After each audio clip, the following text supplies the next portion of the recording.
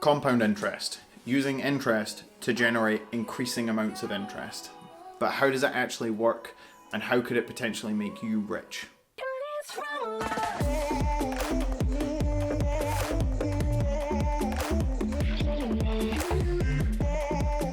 Hi guys, I'm Sprag. I'm just a guy who's really passionate about finance and earning money and saving money, and I'm going to use this YouTube channel as just a way of sharing some thoughts and some tips and some things that I've sort of learned on my way to being financially responsible. So today I'm going to be explaining the power of compound interest, and for any of you who aren't aware of even what compound interest is or how it works, we're going to take it way back to basics, and I'm going to first do just a little bit of a demonstration on how it actually works. So in this scenario, we have 100 pennies, and each month we're going to gain 10% interest on those pennies. So in month one, we're going to get 10 pence worth of interest. Now, at this point, we could cash that 10 pence out and we could go buy ourselves something meager with that 10p, for example, a chocolate bar. Now, as some of you might have noticed, this is not 10p, but after Freddo's price went up, it has been hard to find a chocolate that actually does now cost 10 pence. And for international viewers, a Freddo is a chocolate that used to be 10 pence, but because inflation ruins everything, it went up in price, and it's still something that British people are mad about to this day, despite the price increasing all the way back in 2005, literally 15 years ago, and it's still a sore spot for most of us British people. So, what if instead we left the 10 pence we gained in interest in our account and we waited until month 2? Now, this month, our 10% interest is calculated on the 110p that we've now got, resulting in 11 pence of interest, which means 1 pence for free. So now let's continue this for the 5 months. On month 2, we gain 12 pence. On month 3, we gain 13 pence, and I'm pretty sure that you can already see where this is going. So I'm just going to fill this in quickly. And as you can see, without us adding any extra money to the initial amount known as the principal value, we've actually ended up with 160 pence after these 5 months.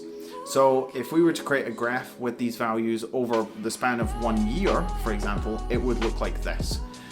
Now, as you can see, without us putting any more money into the initial value, we've ended up with 330 pence after the span of a year. So had we, let's say, cashed out those 10p's every month and went and bought a bunch of Freddos, we'd actually be 110 pence worse off right now. So you're probably thinking one of 3 things right now. 1, where can I get an account that gives me 10% worth of interest each month? 2, how could this make me rich? I think you're lying to me. Or the far least likely option is, please show me the maths behind how compound interest works so that I can calculate how rich I'll be in X number of years. And I've got some really good news for you. And no, it's not that you can get 10% a month interest account. That classifies as too good to be true. But I am going to show you the maths. Now, wait, please. Before you leave this video, just hear me out. I need to lay the groundwork for this so that you can properly understand how compound interest actually works. And I promise it's not going to be that bad. But if you really do have an allergy to maths, just mute the video for the next 30 seconds and just leave it running, because I could really do with the retention, and every little helps for the algorithm. Thanks. So really, there's only 2 formulas that you actually need to know when it comes to compound interest. And the first one that we're going to cover is if you put an initial value in and you just don't do anything for the length of time that the money's in there. So it would be like putting £1,000 in now and taking it out in 25 years, just however much it's grown to.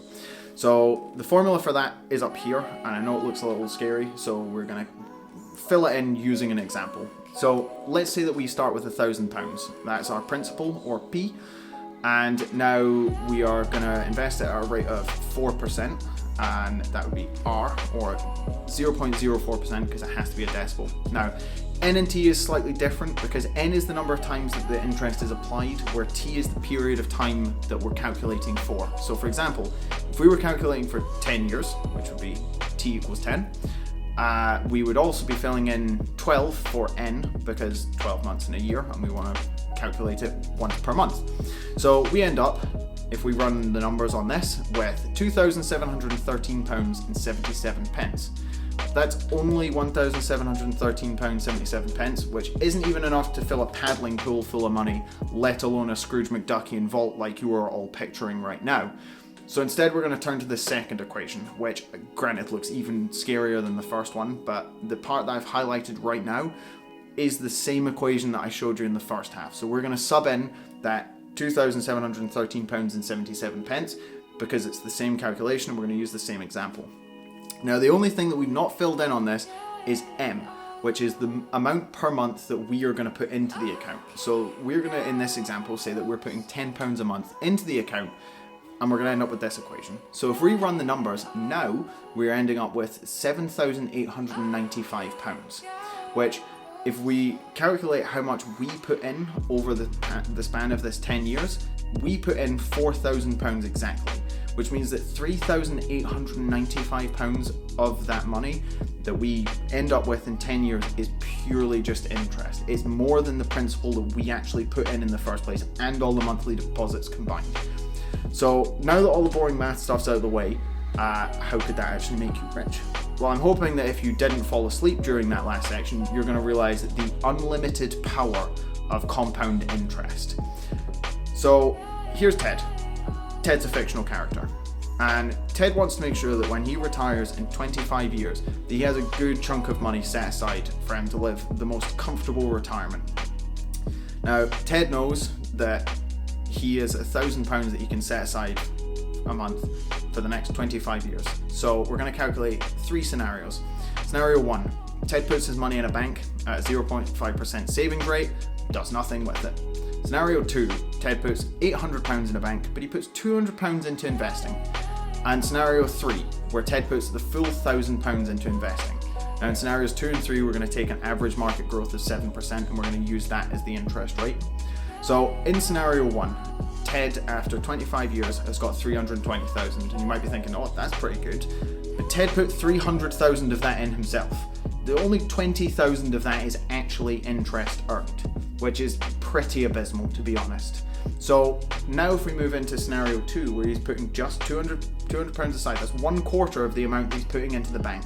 He is left with £256,000 in his bank, but £163,159 in his investment account, which means that his investment account is now worth half of what his bank is, despite only having 1/4 of the same deposited amount.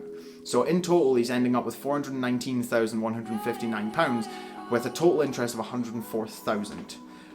But now I'm sure that scenario 3 is the one you're all waiting for. So he invests his full amount every month into this investment, and he ends up with £815,717, which means that over 25 years, Ted has earned £514,797 worth of interest, which when you consider that 300,000 is the amount that he would have put in himself, it means that the amount of interest earned is 1.7 times the amount that he actually put in the first place.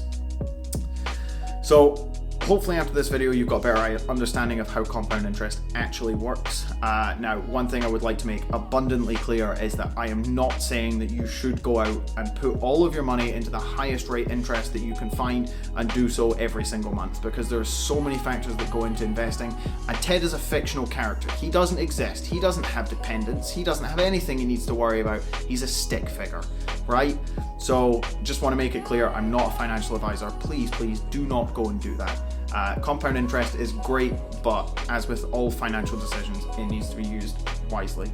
So if you enjoyed the video, please give it a like, leave me a comment if there's anything you think I can improve, or if you want to just tell me I did a good job. And if you want to see future videos like this, please hit the subscribe button. Thanks.